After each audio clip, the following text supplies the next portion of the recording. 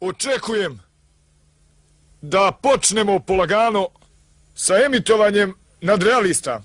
Čitam kako neki kažu da oni uopšte nisu smešni, a ja im kažem kova, da sad pogledaju poučni skeč o jeziku.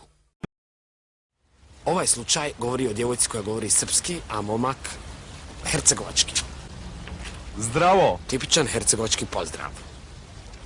Da li želite da idete sa mnom na jednu kafu?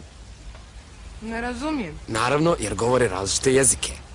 Da li želite da idete sa mnom na jednu kafu? Kafa kafe se kaže Ja vas drukčije. ništa ne shvatam. Dobar dan, možda služba prevođenja može pomoći. Odlično, upravo ste mi vi trebali. Ha, recite.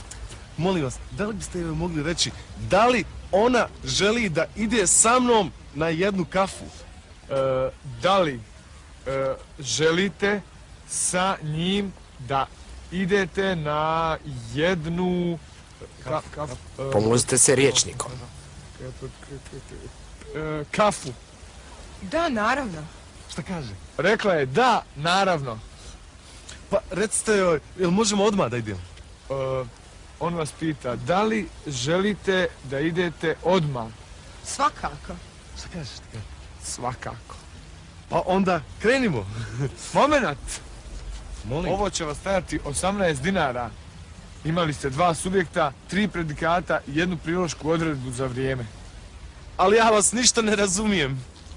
Zato naručite naše riječnike, bosanski, hercegovački, crnski, gorski, srpski i hrvatski u jednoj knjizi, idealan za mješovite brakove.